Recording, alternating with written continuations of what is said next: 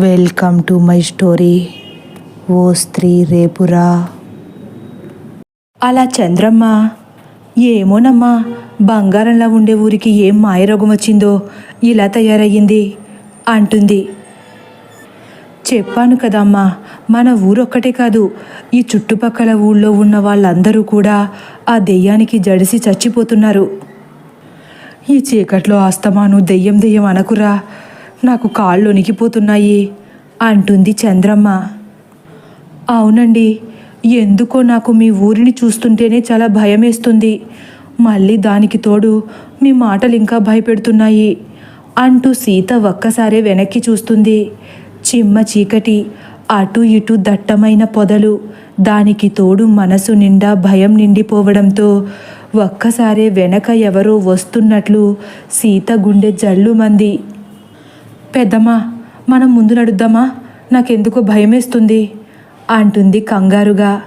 రాధాకృష్ణ వెనక్కి చూసి, సరే ఇదిగోమ్మా, మీరు ముందు నడవండి అని తన చేతిలో ఉన్న లైట్ని అమ్మ చేతికిస్తాడు. ఆ లైట్ సీత గబుక్కుని అందుకుని, పెద్దమ్మా నేను లైట్ వేస్తాను, నువ్వు దారి చూపించు చాలు అంటుంది. అలాగే అమ్మా అని చంద్రమ్మ ముందు నడుస్తుంటే సీత తన బ్యాగ్ పట్టుకుని భయం భయంగా మధ్యలో నడుస్తుంది.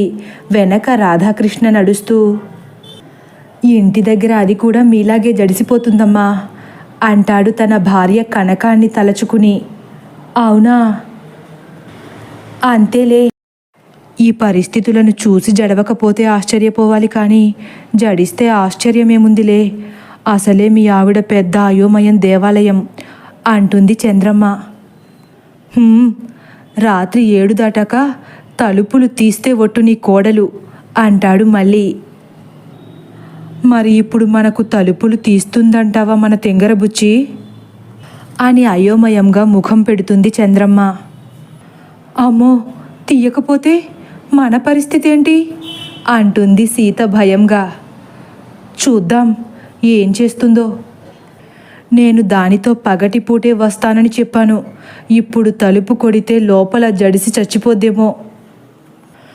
అసలే మీ ఆవిడకి భయం ఎక్కువ, ఏమైనా మారిందా అలానే ఉండిపోయిందా? అది మారడం ఒక కళ. అలా అంటే ఎలాగరా, నీకైనా బుద్ధుండక్కర్లేదా? కాస్త మీ ఆవిడకి తెలివి నేర్పుకోలేవా? నేను నేర్పితే వచ్చేస్తుందా అమ్మా? అలా ఇద్దరు కనకం గురించి మాట్లాడుకుంటూ ఆ దెయ్యం భయాన్ని కాస్త మరచిపోయి ఇంటికి చేరుకుంటారు. తన ఇంటి గోడ మీద కూడా ఓ స్త్రీ రేపురా అని చూసిన వెంటనే చంద్రమ్మ తల కొట్టుకుని, ఎంత కర్మొచ్చి పడిందిరా మనకి అంటుంది. ఏం చేస్తామమ్మా, నలుగురితో నారాయణ అంటే గొడవ ఉండదు కదా అంటాడు లోపలకు అడుగు పెడుతూ. కృష్ణ, నువ్వెళ్ళి తలుపులు కొట్టు అంటూ గేట్ లోపల తను కూడా అడుగు పెడుతుంది. మంచి నీళ్ళ గోళం దగ్గరకు వెళుతూ, సీత ఇదేనమ్మా మా ఇల్లు, బ్యాగ్ అక్కడ పెట్టేసిరా, కాళ్ళు కడుక్కుందువు గాని అంటుంది సంబరంగా. మీ ఇల్లు చాలా పెద్దదిలా కనిపిస్తుంది, చాలా ప్రశాంతంగా కూడా ఉంది పెద్దమ్మా అంటుంది సీత. ఎప్పుడో మా మావయ్య గారు చిన్నప్పుడు కట్టిన ఇల్లు సీత, మాకు ఈ ఇల్లే స్వర్గం, ఈ స్వర్గాన్ని విడిచి నిజంగా స్వర్గానికే వెళ్ళినా నాకు నచ్చదు అంటుంది చంద్రమ్మ. ఇంత పెద్దింట్లో ఇప్పుడు ఆవిడ ఒక్కావిడే ఉంటే భయపడకేం చేస్తారు పాపం అంటూ చీకట్లో కొద్దిగా కనిపిస్తున్న ఆ ఇంటిని చూస్తూ బ్యాగ్ తీసుకుని చంద్రమ్మ వెనకే గుమ్మం దగ్గరకు నడుస్తుంది సీత. ఇంతలో రాధాకృష్ణ కూడా కాళ్ళు కడుక్కుని గుమ్మం దగ్గరకు వెళ్ళి తలుపు కొడుతున్నాడు. ధబ్ ధబ్ ధబ్ అని శబ్దం. అప్పుడే దేవుడికి దండం పెట్టుకుని వెళ్ళి మంచంపై వాలిన కనకం చెవిన పడింది ఆ చప్పుడు. భయంతో అమాంతం లెగిసి కూర్చుంది. అప్రమేయంగానే కళ్ళు పూర్తిగా తెరుచుకున్నాయి. అయ్య బాబోయ్, ఏంటి శబ్దం? ఎవరో తలుపు కొడుతున్నట్లున్నారేంటి? అయినా ఈ టైంలో ఎవరొచ్చుంటారు అనుకుంటూ చిన్న దీపం వెలుగులో ఉన్న గదంతా భయంతో చూస్తూ, కొంపతీసి మా ఆయన ఇంట్లో లేరని ఆ దెయ్యానికి తెలిసిపోయిందా ఏంటి?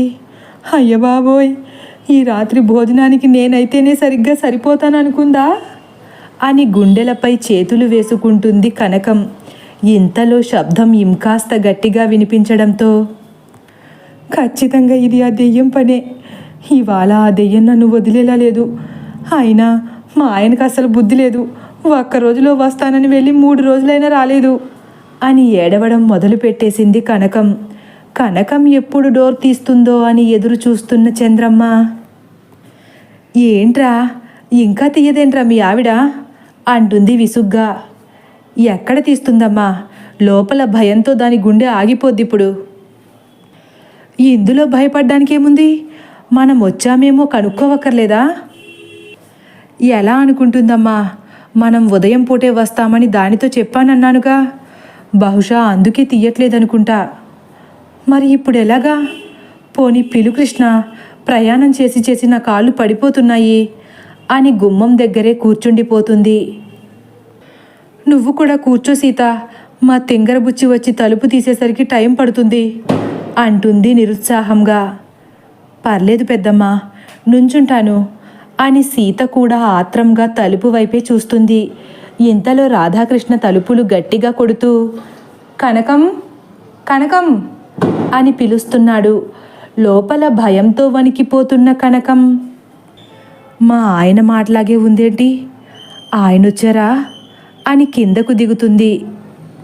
కనకం కనకం తలుపు తీయి, అమ్మ నేను బయటే ఉన్నాం అంటాడు మళ్ళీ.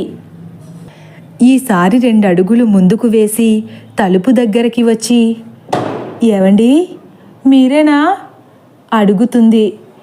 అప్పటి వరకు సీత ఉందని హుందాతనాన్ని ప్రదర్శించిన రాధాకృష్ణకు కూడా నీరసం వచ్చి, నేనేనే, తొందరగా తలుపు తీయవే తల్లి, ఆకలేస్తుంది అంటాడు. నేను నమ్మను, మీరు పొద్దున్నే వస్తానన్నారుగా.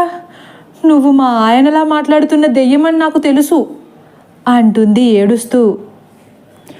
పొద్దుట వద్దామంటే అక్క పంపలేదు కనకం, మా కర్మకాలి ఇప్పుడు రావాల్సి వచ్చింది, తొందరగా తలుపు తీయవే. నువ్వెన్ని చెప్పినా నేను నమ్మను, రేపటి వరకు తలుపు తీసేది లేదు అని తలుపు దగ్గర కంట తలను పెట్టి గట్టిగా, ఓ స్త్రీ రేపురా, ఓ స్త్రీ రేపురా అని అరుస్తుంది. అది విన్న సీత, ఆవిడ నిజంగా దెయ్యమే వచ్చిందనుకుంటున్నట్లున్నారండి అంటుంది. ఇక లాభం లేదనుకున్న చంద్రమ్మ ఆవేశంగా లేచి ముందుకు వెళ్ళి, కనకం వచ్చింది మేమే, తలుపు తీయి అంటుంది. ఓ, మా అత్తగారి గొంతుతో మాట్లాడితే భయపడిపోయి తీసేస్తాననుకుంటున్నావా? నువ్వు ఎన్ని గొంతులు మార్చినా తీసేదే లేదు. ఓ స్త్రీ రేపురా, ఓ స్త్రీ రేపురా అంటుంది మళ్ళీ. ఓసిదీని ఎంకమ్మ, ఇవాళ మనల్ని లోపలికి రానిచ్చేలా లేదురా నీ తెంగరబుచ్చి. చంద్రమ్మకు దుఃఖం ఆగట్లేదు. కనకం వచ్చింది మేమేనే, నా మాట నమ్ము గట్టిగా అరుస్తాడు రాధాకృష్ణ.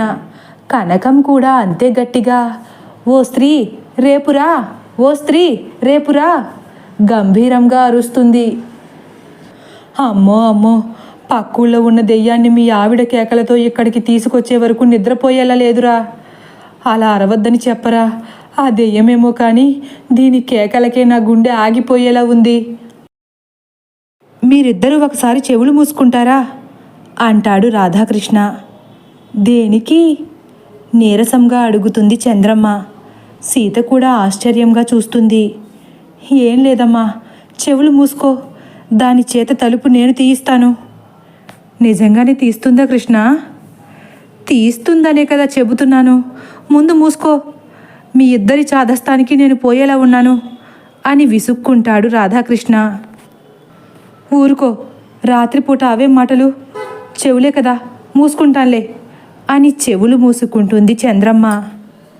సీత కూడా ఎందుకు చెవులు మూసుకోమంటున్నారో అర్థం కాక అనుమానంగానే మూసుకుంటుంది. గట్టిగా మూసుకోండి అంటాడు రాధాకృష్ణ.